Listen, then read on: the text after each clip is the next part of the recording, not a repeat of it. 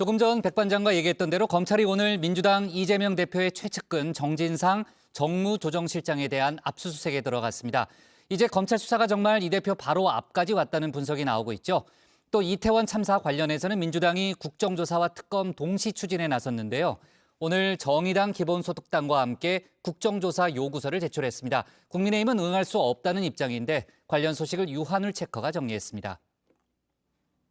네, 5시 하면 다정해 정의원들의 뉴스 큐레이터 울체커입니다. 수요일의 뉴스픽5 바로 시작하겠습니다.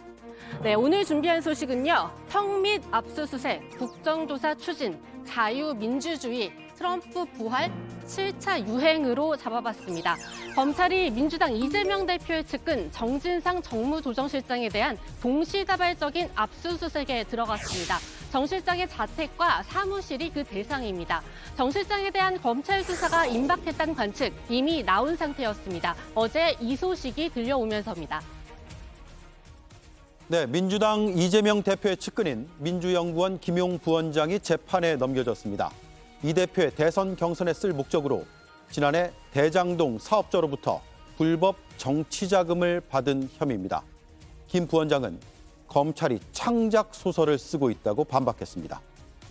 네, 정 실장의 사무실, 검찰은 2군데를 지목했습니다. 우선 민주당사에 있는 사무실입니다. 민주당사에 대한 검찰의 압수수색, 이번까지 3번째죠. 1층 입구에서 대기 중이던 검찰 눈 앞에서 당직자들은 셔터를 내려버렸습니다. 정 실장, 당사에서 근무한 적도 없고 근무 공간도 따로 없다는 이유 때문인데요. 그래서 검찰에 이러한 의심의 눈초리도 보냈습니다. 민주당사에는 정 실장 본인 방이 없습니다. 개인 PC도 없습니다. 책상도 없습니다. 이런 사실을 이미 김용 부원장 압수수색을 했던 검찰이 모를 리가 없습니다. 그럼에도 불구하고 이런 압수수색을 계속해서 시도하고 있는 것은 야당 탄압 그리고 보여주기식 정치쇼에 불과합니다.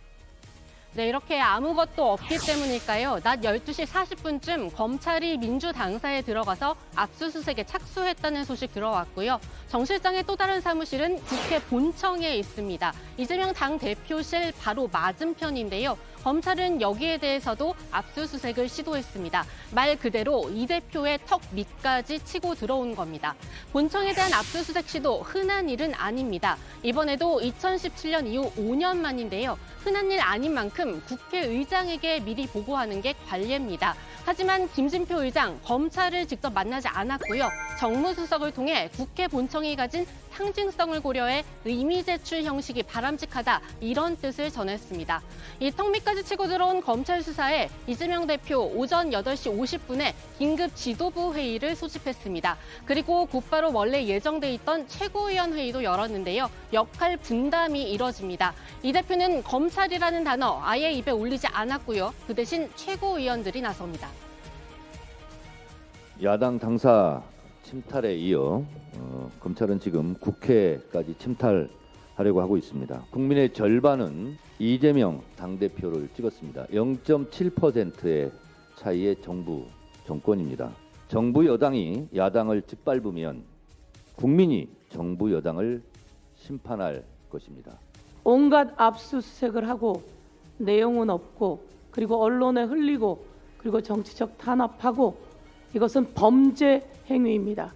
이와 관련해서 수사했던 검사들 이 내용이 제대로 드러나지 않을 경우 모두 책임지고 옷 벗어야 하고 거기에서 대한 책임을 져야 된다. 네, 회의를 마친 뒤에도 이재명 대표는 말을 아꼈습니다. 한때 오늘 모든 일정을 취소했다고도 알려졌지만 이태원 참사 관련 현장 방문 등을 이어갔습니다.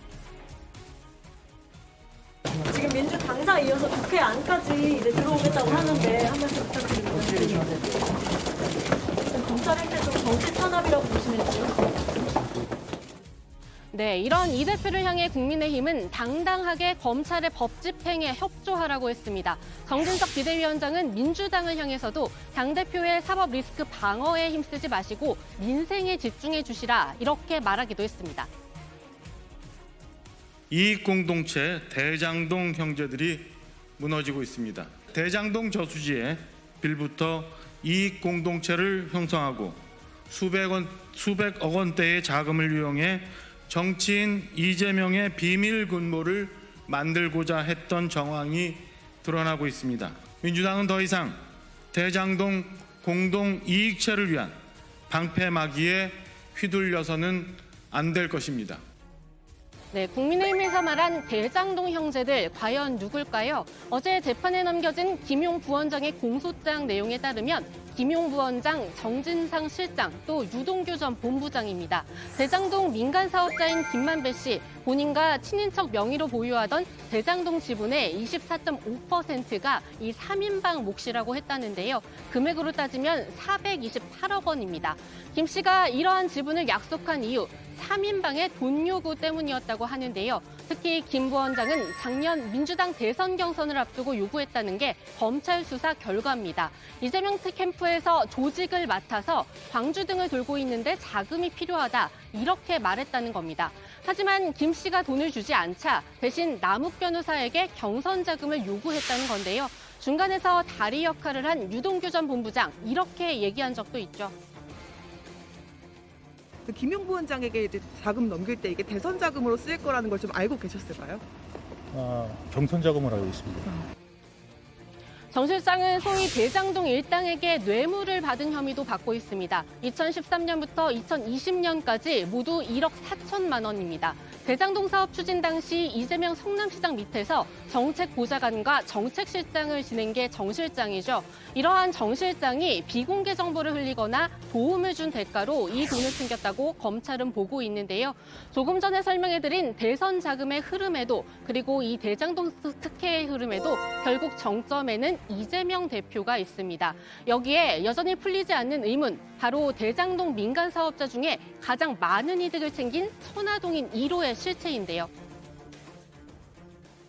사실은 하나하나 결국 이제 이재명 대표를 향해서 한 발짝씩 가고 있는 것 아닌가라는 생각이 들고, 유동규 씨는 뭐 천천히 말려 죽이겠다 했는데 실제로 가만히 보니까 지금 이재명 대표께서 살이 쏙쏙 빠지고 있어요. 428억 중에서 돈을 받는 거니까 원래 뭐 대선인데 좀 도와달라. 내가 선거를 잘 치르고 나면 어떤 방식으로 뭐 도와주겠다, 이렇게 한 게 아니고 맡겨놓은 돈이니까 그냥 이번에 20억 좀 만들어주세요.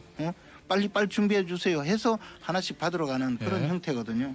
그러니까 이게 곧 전모가 다 드러날 겁니다. 네, 오늘 정 실장에 대한 압수수색에 이어 이르면 이번 주 정 실장에 대한 소환 조사도 이뤄질 거란 전망 나옵니다. 검찰이 정 실장 기소까지 마치고 나면 그 다음은 이재명 대표라는 전망, 이제는 기정사실이 됐습니다. 그리고 이 과정에서 천화동인 1호가 누군지도 밝혀질 거란 관측 나옵니다. 앞서 남욱 변호사는 재판에서 이 대표 측 지분이 있었다고 말한 적도 있죠. 3인방인 유동규 전 본부장의 말로 첫 번째 픽 마무리합니다. 오늘 재판에서 이재명 시장 지분이 있다는 식의 그건 밝혀지겠죠. 죄지었으면 다 밝혀지겠죠. 흔적이 남을 거니까. 네, 두 번째 픽은 국정조사 추진입니다. 이태원 참사와 관련해서 민주당이 본격적인 국정조사 추진에 들어갔습습니다. 오늘 오후 정의당, 기본소득당과 함께 국정조사 요구서를 제출했습니다. 범주는 이제 지방자치단체로는 서울시와 용산구를 했고, 그다음에 총리실, 대통령실, 행안부, 보건복지부, 경찰청 등으로 범위를 한정했고요. 이 범위에 대해서는 앞으로 국정감사 계획서를 이제 특위가 만들어지면 채택을 하게 돼 있는데요. 그곳에서 만들어서 채택하면 범위라든가 방향이 결정이 되어질 것으로 봐집니다. 네, 야3당은 국정조사 필요성에 대해 대통령실 이전에 따른 경호 인력 과다 소요, 그리고 마약 범죄 단속 계획에 따른 질서 유지 업무 소홀 등도 적시했습니다. 여야 주장이 명확히 갈리는 지점이죠. 주호영 원내대표는 곧바로 반대 입장 밝혔습니다. 대통령실도 슬픔을 정치에 활용하면 안 된다고 했습니다.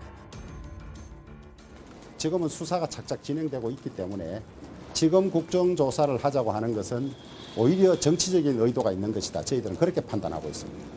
다수당이 숫자 힘으로 밀어붙이면 국정조사에 효력이 없는 것이 되죠. 사실상은 효력이 없는 것이기 때문에 저희들은 민주당이 그렇게까지는 하지 않을 거라고 보고 있습니다. 네, 하지만 이 국정조사 요구서 국회의장은 지체 없이 본회의에 보고하고 처리해야 합니다. 본회의에 상정되면 과반 찬성만으로도 통과가 되는데요. 지금 의석 구조상 민주당 단독으로도 가능합니다. 이렇게 될 경우 2016년 최순실 국정농단 이후 6년 만에 국정조사가 됩니다. 그리고 민주당은 국정조사와 함께 특검도 동시에 추진한다는 방침입니다. 거듭 말씀드리지만 국민의힘이 주장하는 것과 다르게 검찰이나 경찰의 수사와 함께 국정조사, 특검이 동시적으로 진행된 전례도 많고 국정조사와 같은 국민적 검증은 철저한 수사에 오히려 도움이 됩니다.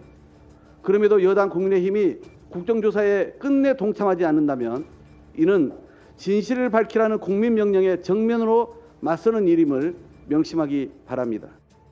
네, 하지만 이 특검은 국회 법사위 문턱부터 넘어야 하죠. 앞서 이재명 김건희 특검 때도 설명드렸지만 국민의힘 소속 김도우 위원장이 특검 법안 상정해 줄지 미지수입니다. 김 위원장을 피해갈 방법 패스트트랙에 태우는 건데요. 그러려면 시대전환 조정훈 대표의 찬성이 필요하죠. 조 대표 오늘 경찰과 검찰 수사가 먼저라는 입장 밝혔습니다. 또 야3당이 추진하는 국정조사 역시 정쟁의 폭죽이 될 것이라면서 반대 의사 분명히 했습니다. 네, 이렇게 조 대표 때문에 당장 특검은 막은 국민의힘입니다. 하지만 국정조사는 뾰족한 수가 없죠.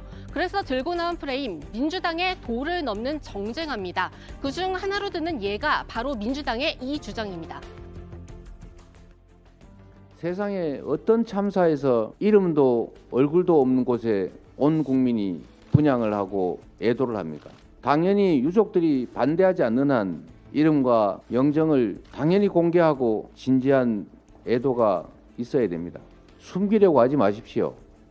숨긴다고 없어지지 않습니다. 진실은 침몰하지 않는다는 이야기를 다시 촛불을 들고 해야 되겠습니까?